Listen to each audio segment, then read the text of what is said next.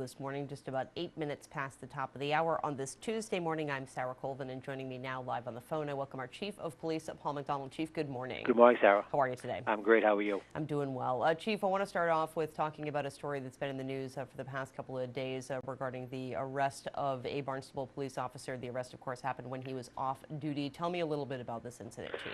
Officer Bowman, he was arrested. Police officers responded to Cape Mart, which is located on the corner of Central Street and Barnstable Road.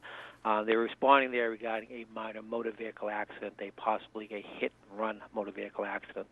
The first responding officers, when they arrived, they found only one vehicle in the parking lot.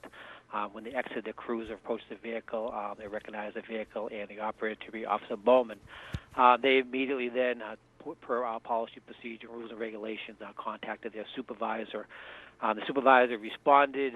They knocked on the window. They made some observations about Officer Bowman's behavior and the odor of alcohol on his breath. They went inside, talked to the clerk. They pulled all the tapes from the store. It clearly shows Mr. Bowman entering and exiting the market several different times. They returned. They then returned out to have a conversation with Mr. Bowman. They asked him to step out of the motor vehicle.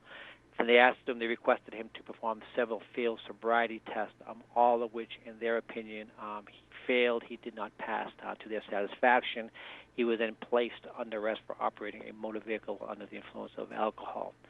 He was then transported back to our facility where he was booked. During the booking procedure, he requested to go to the hospital, saying that his blood sugar alcohol level was elevated.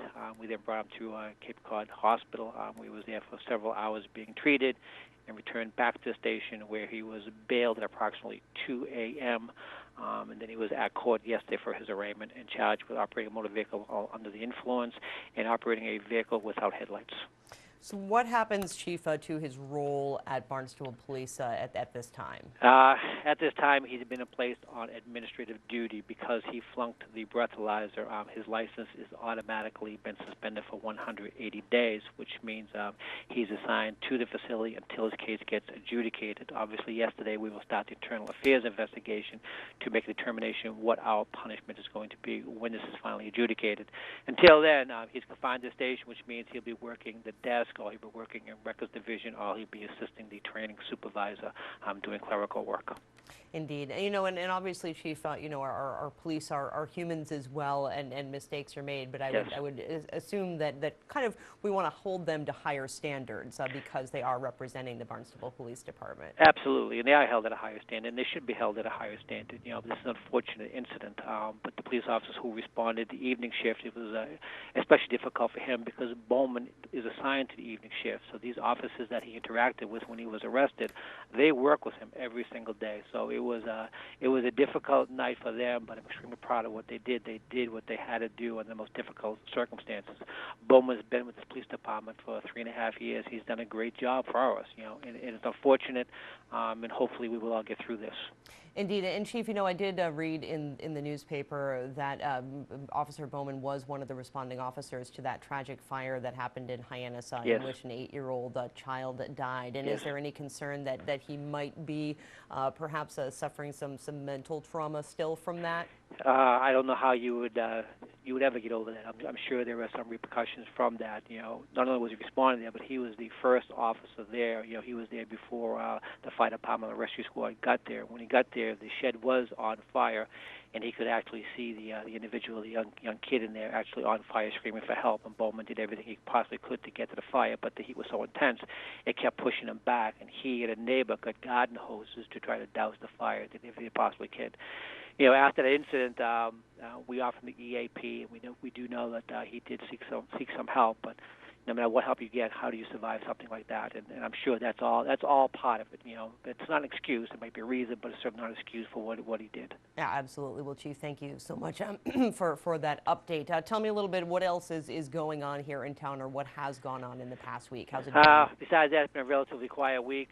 We did have one stabbing last Thursday night on Walton Avenue. The evening shift responded to number 16 Walton Avenue regarding an assault which just occurred. An individual named Robert Doobie had crashed into a house, attacked a male subject in the house, beat him several times. When the gentleman got up and tried to run out the back door, he was stabbed in the back by Mr. Doobie. Both these individuals, the victim and the defendant, Mr. Doobie and Mr. Richards, are well known to the police department. There is a relationship between, I'm not sure, ex-girlfriend and current girlfriends or what's going on, but Mr. Doobie was subsequently arrested. The other individual was transported to the hospital for a minor superficial wound to his back.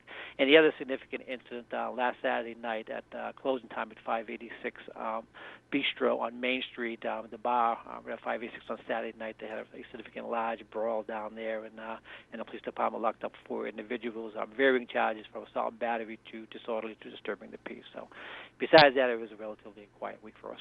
Indeed. Well, always good to hear those quiet weeks. Yes. is definitely a good thing. Well, Chief, I thank you so much as always for joining us here on Barnstable This Morning, and we will check in with you again next week. Have a great day. Good talking to you, Sarah. Thanks much. Bye-bye.